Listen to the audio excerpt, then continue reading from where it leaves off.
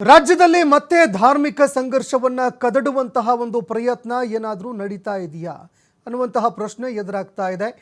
ನಾಗಮಂಗಲದ ಬಳಿಕ ಇದೀಗ ಮಂಗಳೂರಿನಲ್ಲೂ ಕೂಡ ಗಲಭೆ ನಡೆಸೋದಕ್ಕೆ ಏನಾದರೂ ಕಿಡಿಗೇಡಿಗಳು ಸ್ಕೆಚ್ ಹಾಕಿದ್ರ ಅನ್ನುವಂತಹ ಪ್ರಶ್ನೆ ಎದುರಾಗ್ತಾ ಇದೆ. ಮಂಗಳೂರಿನ ಕಾಟಿಪಳ್ಳದಲ್ಲಿ ಮಸೀದಿ ಮೇಲೆ ಕಲ್ಲು ತೂರಾಟವಾಗಿದೆ. ಕಾಟಿಪಳ್ಳದಲ್ಲಿ ಇರುವಂತಹ ಮಸೀದಿ ಮೇಲೆ ಕಲ್ಲು ತೂರಾಟ ಮಾಡಿದ್ದಾರೆ ಕೆಲವು ಕಿಡಿಗೇಡಿಗಳು. ತಡರಾತ್ರಿ 2 ಬೈಕ್ನಲ್ಲಿ 4 ಜನ ಕಿಡಿಗೇಡಿಗಳು ಬಂದಿದ್ದಾರೆ. 2 ಬೈಕ್ ಮೇಲೆ ಬಂದಂತಹ 4 ಜನ ಕಿಡಿಗೇಡಿಗಳ ತಂಡ ಮಸೀದಿಯ ಮೇಲೆ ಕಲ್ಲು ತೂರಾಟ ಮಾಡಿದ್ದಾರೆ. ನಿನ್ನೆ ರಾತ್ರಿ 10:30ರ ಸರಿಸುಮಾರಿಗೆ 4 ಜನ 2 ಬೈಕ್ ಮೇಲೆ ಬಂದಿದ್ದಾರೆ. ಈ 4 ಜನರ ತಂಡ ಕಲ್ಲು ತೂರಾಟ ಮಾಡಿದೆ. ಕಲ್ಲು ತೂರಾಟ ಮಾಡಿರುವ ಹಿನ್ನೆಲೆ ಬದ್ರಿಯಾ ಮಸೀದಿ ಗ್ಲಾಸ್ಗಳು ಕೂಡ ಪುಡಿ ಪುಡಿಯಾಗಿದೆ. ಬದ್ರಿಯಾ ಮಸೀದಿಯ ಗ್ಲಾಸ್ಗಳೆಲ್ಲವೂ ಕೂಡ ಪುಡಿ ಪುಡಿಯಾಗಿದೆ. ಮಂಗಳೂರು ಹೊರವಲಯದ ಕಾಟಿಪಳ್ಳ 3ನೇ ಬ್ಲಾಕಿನ ಬದ್ರಿಯಾ ಮಸೀದಿ, ಹೊರವಲಯದಲ್ಲಿ ಇರುವಂತಹ ಕಾಟಿಪಳ್ಳದಲ್ಲಿ 3ನೇ ಬ್ಲಾಕ್ನಲ್ಲಿ ಇರುವಂತಹ ಒಂದು ಮಸೀದಿ ಇದು ಬದ್ರಿಯಾ ಅನ್ನುವಂತಹ ಮಸೀದಿ. ಇನ್ನು ಕಲ್ಲು ತೂರಾಟ ಮಾಡಿರುವ ಹಿನ್ನೆಲೆಯಲ್ಲಿ ಇದೀಗ ಪೊಲೀಸರು ಬಿಗಿ ಭದ್ರತೆಯನ್ನು ಕೈಗೊಂಡಿದ್ದಾರೆ. ಇನ್ನು ದೃಶ್ಯಾವಳಿಯಲ್ಲಿ ಕೂಡ ನೀವು ನೋಡ್ತಾ ಇದ್ದೀರಿ, ಕಲ್ಲು ತೂರಾಟ ಆಗ್ತಾ ಇದ್ದಂತೆ ಸ್ಥಳೀಯರು ಅಲ್ಲಿಗೆ ದೌಡಾಯಿಸಿ ಬಂದಿದ್ದಾರೆ. ಕಲ್ಲು ತೂರಾಟ ಮಾಡಿದಂತಹ ಕಿಡಿಗೇಡಿಗಳು ಅಲ್ಲಿಂದ ಪರಾರಿಯಾಗಿದ್ದಾರೆ. ಇನ್ನು ಕಲ್ಲು ತೂರಾಟ ಯಾರು ಮಾಡಿದ್ರು, ಅದರ ಹಿಂದೆ ಇದ್ದಂತಹ ಉದ್ದೇಶ ಏನು, ಧಾರ್ಮಿಕ ಸಂಘರ್ಷವನ್ನು ಮತ್ತೆ ಏನಾದರೂ ಉನ್ಮಾದಕ್ಕೆ ತೆಗೆದುಕೊಂಡು ಹೋಗುವಂತಹ ಪ್ರಯತ್ನನ, ಧಾರ್ಮಿಕ ಸಾಮರಸ್ಯವನ್ನು ಕದಡುವಂತಹ ಪ್ರಯತ್ನ ಏನಾದರೂ ಇತ್ತ? ಈ ರೀತಿಯಾಗಿ ಸಾಕಷ್ಟು ಪ್ರಶ್ನೆಗಳು ಈಗ ಎದುರಾಗ್ತಾ ಇರುವಂಥದ್ದು. ಕಲ್ಲು ತೂರಾಟ ಮಾಡಿದಂತಹ ಕಿಡಿಗೇಡಿಗಳು ಯಾರು? ಯಾಕಂದರೆ 2 ಬೈಕ್ ಮೇಲೆ ಒಟ್ಟು 4 ಜನರ ಒಂದು ತಂಡ ಬಂದಿದೆ. 4 ಜನ ಕಿಡಿಗೇಡಿಗಳು ಬಂದು ಕಲ್ಲು ತೂರಾಟ ಮಾಡಿ ಅಲ್ಲಿಂದ ಪರಾರಿಯಾಗಿ ಹೋಗಿದ್ದಾರೆ. ಇನ್ನು ದೃಶ್ಯಾವಳಿಯಲ್ಲಿ ಕೂಡ ನೀವು ನೋಡ್ತಾ ಇದ್ದೀರಿ, ನಾಗಮಂಗಲದಲ್ಲಿ ನಡೆದಂತಹ ಘಟನೆ ಬಳಿಕ ಇದೀಗ ಮಂಗಳೂರಿನಲ್ಲೂ ಕೂಡ ಕಿಡಿಗೇಡಿಗಳು ಗಲಭೆಗೆ ಸ್ಕೆಚ್ ಹಾಕಿದ್ರ ಅನ್ನುವಂತಹ ಪ್ರಶ್ನೆ ಎದುರಾಗ್ತಾ ಇದೆ. ಇನ್ನು ನಾಗಮಂಗಲ ಈಗಲೂ ಕೂಡ ಬೂದಿ ಮುಚ್ಚಿದೆ ಕೆಂಡದಂತಿದೆ.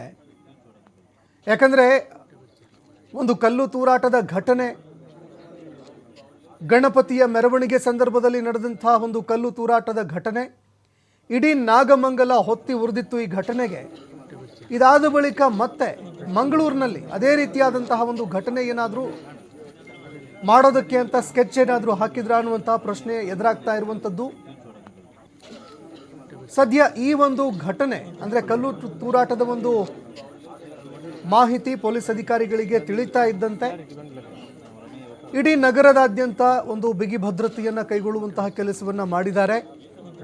ಮಸೀದಿಯ ಅಕ್ಕಪಕ್ಕದಲ್ಲಿ ಎಲ್ಲ ಭಾಗಗಳಲ್ಲೂ ಕೂಡ ಹೆಜ್ಜೆ ಹೆಜ್ಜೆಗೆ ಪೊಲೀಸರು ಭದ್ರತೆ ಒದಗಿಸಿದ್ದಾರೆ.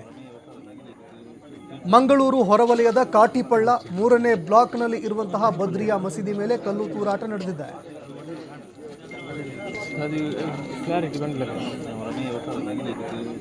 ಈ ಬಗ್ಗೆ ಮತ್ತಷ್ಟು ಮಾಹಿತಿ ಕೊಡ್ತಾ ಹೋಗ್ತಾರೆ ಪ್ರತಿನಿಧಿ ಆದಿತ್ಯ, ನೇರ ಸಂಪರ್ಕದಲ್ಲಿ ಜಾಯ್ನ್ ಆಗಿದ್ದಾರೆ. ಆದಿತ್ಯ, ನಾಗಮಂಗಲ ಒಂದು ಕ್ಷಣ ಯಾರೂ ಕೂಡ ಈ ರೀತಿಯಾದಂತಹ ಒಂದು ಘಟನೆ ಆಗತ್ತೆ ಅನ್ನುವಂಥದ್ದನ್ನು ಯಾರೂ ಕೂಡ ಊಹೆ ಮಾಡಿರಲಿಲ್ಲ. ಇಡೀ ನಾಗಮಂಗಲ ಹೊತ್ತಿ ಉರಿತು. ಈಗ ಮತ್ತೆ ಮಂಗಳೂರಿನಲ್ಲೂ ಕೂಡ ಇದೇ ರೀತಿಯಾಗಿ ಬೆಂಕಿ ಇಡುವಂತಹ ಒಂದು ಘಟನೆ ಏನಾದರೂ ನಡೀತಾ? ಯಾರು ಕಲ್ಲು ತೂರಾಟ ಮಾಡಿದ್ರು, ಏನು ಎತ್ತ, ಅದರ ಹಿಂದೆ ಇದ್ದಂತಹ ಉದ್ದೇಶ ಏನಿತ್ತು, ಏನಾದರೂ ಬೆಳಕಿಗೆ ಬಂತಾ ಏನು ಅಂತ?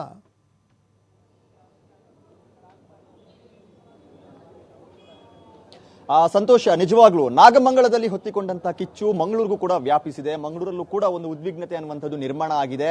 ಇವತ್ತು ಬಿಸಿ ರೋಡ್ ಚಳವಳಿಗೆ ಒಂದು ಕಡೆಯಿಂದ ಹಿಂದೂ ಸಂಘಟನೆಗಳು ಕರೆ ಕೊಟ್ಟಿದೆ, ಇನ್ನೊಂದು ಕಡೆಯಲ್ಲಿ ನಿನ್ನೆ ರಾತ್ರಿ ಕಾಟಿಪಳ್ಳ, ಮಂಗಳೂರು ಹೊರವಲಯದ ಸುರತ್ಕಲ್ನ ಕಾಟಿಪಳ್ಳ ಅನ್ನುವಂಥ ಪ್ರದೇಶ ಬಹಳ ದೊಡ್ಡ ಕೋಮು ಸೂಕ್ಷ್ಮ ಪ್ರದೇಶ. ಈ ಹಿಂದೆ ಅನೇಕ ಕೋಮು ಸಂಘರ್ಷಕ್ಕೆ ಸಾಕ್ಷಿಯಾಗಿದ್ದಂಥ ಪ್ರದೇಶ. ಮತ್ತೆ ಅಲ್ಲೊಂದು ಕೋಮು ಸಂಘರ್ಷ ಅನ್ನುವಂಥದ್ದು ಕಟ್ಟೆ ಹೊಡೆದಿದೆ. ಅಲ್ಲೂ ಕೂಡ ನಿನ್ನೆ ಏನು ಅಲ್ಲಿನ ಒಂದು ಮಸೀದಿ ಇದೆ, ಬದ್ರಿಯಾ ಮಸೀದಿ, ಕಾಟಿಪಳ್ಳದ 3ನೇ ಬ್ಲಾಕ್ನಲ್ಲಿರುವಂತಹ ಬದ್ರಿಯಾ ಮಸೀದಿಯ ಮೇಲೆ ರಾತ್ರಿ ದುಷ್ಕರ್ಮಿಗಳು ಕಲ್ಲು ತೂರಾಟವನ್ನು ನಡೆಸಿದ್ದಾರೆ. ಇವತ್ತು ಈದ್ ಮಿಲಾದ್ ಹಬ್ಬ, ಒಂದ್ ಕಡೆಯಿಂದ ಶಾಂತಿ ಸೌಹಾರ್ದತೆಯನ್ನ ಕಾಪಾಡಬೇಕು ಅಂತ ಪೊಲೀಸ್ ಇಲಾಖೆ ಸೇರಿದಂತೆ ಸರ್ಕಾರ ಸಾಕಷ್ಟು ಎಚ್ಚರಿಕೆಯನ್ನು ವಹಿಸ್ತಾ ಇದೆ. ಆದ್ರೆ ಈ ಬೆನ್ನಲ್ಲೇ ನಿನ್ನೆ ಈ ಒಂದು ಘಟನೆ ಅನ್ನುವಂಥದ್ದು ನಡೆದಿದೆ. ಅಂದ್ರೆ ಈ ಉದ್ವಿಗ್ನ ಪರಿಸ್ಥಿತಿ ಅನ್ನುವಂಥದ್ದು ಮಂಗಳೂರು ಭಾಗದಲ್ಲಿ ನಿರ್ಮಾಣ ಆಗಿದೆ ಅನ್ನೋದಕ್ಕೆ ಇದೊಂದು ಸಾಕ್ಷಿಯಾಗಿದೆ. ಯಾಕಂದ್ರೆ ನಿನ್ನೆ ಕೂಡ ದಕ್ಷಿಣ ಕನ್ನಡ ಜಿಲ್ಲೆಯಲ್ಲಿ ಈ ರೀತಿಯ ಒಂದು ಕೋಮು ಕಿಡಿ ಹತ್ತೋದಕ್ಕೆ ಕಾರಣವಾಗಿದ್ದು ಒಂದು ಆಡಿಯೋ. ಆ ಆಡಿಯೋ ವೈರಲ್ ಆದ ಬೆನ್ನಲ್ಲೇ ಈ ರೀತಿಯ ಘಟನೆಗಳು ನಡೀತಾ ಇದೆ. ಬಿಸಿ ರೋಡ್ ಭಾಗದಲ್ಲೂ ಕೂಡ ಒಂದು ರೀತಿಯ ಉದ್ವಿಗ್ನ ಪರಿಸ್ಥಿತಿ ನಿರ್ಮಾಣವಾಗಿದೆ. ಬಿಗಿ ಬಂದೋಬಸ್ತ್ ಅನ್ನ ಕೈಗೊಳ್ಳಲಾಗಿದೆ. ಈ ಹೊತ್ತಲ್ಲೇ ಆ ಕಾಟಿಪಳ್ಳದಲ್ಲೂ ಕೂಡ ಇಂತಹ ಘಟನೆ ನಡೆದಿರುವಂತದ್ದು. ನಿನ್ನೆ ಕಲ್ಲು ತೂರಾಟ ನಡೆದಿರುವಂತಹ ಕಾರಣದಿಂದಾಗಿ ಆ ಮಸೀದಿಯ ಗಾಜುಗಳು ಪುಡಿ ಪುಡಿ ಆಗಿದೆ. ಅವರೆಲ್ಲರೂ ಕೂಡ ಇವತ್ತು ಏನು ಈದ್ ಮಿಲಾದ್ ಹಬ್ಬ ಇದೆ ಅದಕ್ಕೆಲ್ಲದಕ್ಕೂ ಕೂಡ ತಯಾರಿಯನ್ನ ಮಾಡ್ತಾ ಇದ್ರು. ಆದ್ರೆ ಆ ತಯಾರಿಯನ್ನು ನಡೆಸುವ ಸಂದರ್ಭ ನಿನ್ನೆ ರಾತ್ರಿ 10:30 ವೇಳೆಗೆ ಈ ಒಂದು ಘಟನೆ ನಡೆದಿದೆ. ಎರಡು ಬೈಕ್ ನಲ್ಲಿ ಬಂದಂತಹ ನಾಲ್ವರು ಇದ್ದಂತಹ ಒಂದು ತಂಡದಿಂದ ಈ ಒಂದು ಕೃತ್ಯ ನಡೆದಿದೆ ಅಂತ ಹೇಳಲಾಗ್ತಾ ಇದೆ. ಆದರೆ ಇವರ ಚಲನವಲನಗಳೆಲ್ಲವೂ ಕೂಡ ಸಿಸಿ ಕ್ಯಾಮೆರಾದಲ್ಲಿ ಸೆರೆಯಾಗಿರುವಂತದ್ದು. ಈ ಸಿಸಿ ಟಿವಿಯ ಆಧಾರದ ಮೇರೆಗೆ ಪೊಲೀಸರು ಈಗಾಗಲೇ ಯಾರು ಈ ಒಂದು ದುಷ್ಕೃತ್ಯವನ್ನ ಮೆರೆದಿದ್ದಾರೋ ಅವರನ್ನ ಪತ್ತೆ ಹಚ್ಚುವುದಕ್ಕೆ ಈಗಾಗಲೇ ಬಲೆಯನ್ನ ಬೀಸಿದ್ದಾರೆ. ಮತ್ತು ಇದು ಮುಂದುವರಿಬಾರದು ಮತ್ತು ಇನ್ನೊಂದು ಟರ್ನ್ ಅನ್ನ ತೆಗೆದುಕೊಳ್ಬಾರದು ಅನ್ನುವಂಥ ನಿಟ್ಟಿನಲ್ಲೂ ಕೂಡ ಆ ಭಾಗದಲ್ಲಿ ಹೆಚ್ಚುವರಿ ಪೊಲೀಸರನ್ನ ನಿಯೋಜನೆ ಮಾಡಲಾಗಿದೆ. ಏನು ದಕ್ಷಿಣ ಕನ್ನಡ ಜಿಲ್ಲೆಯಲ್ಲಿ ಒಂದು ಕೋಮು ಸೂಕ್ಷ್ಮ ಪ್ರದೇಶಗಳು ಅಂತ ಈಗಾಗಲೇ ಗುರುತಿಸಲ್ಪಟ್ಟಿದೆಯೋ, ಸುರತ್ಕಲ್ ಆಗಿರ್ಬೋದು, ಬಂಟ್ವಾಳ ಆಗಿರ್ಬೋದು, ಬಿಸಿ ರೋಡ್ ಆಗಿರ್ಬೋದು, ಈ ಎಲ್ಲಾ ಭಾಗಗಳಲ್ಲೂ ಕೂಡ ಇವತ್ತು ಪೊಲೀಸರು ಅಲರ್ಟ್ ಆಗಿದ್ದಾರೆ.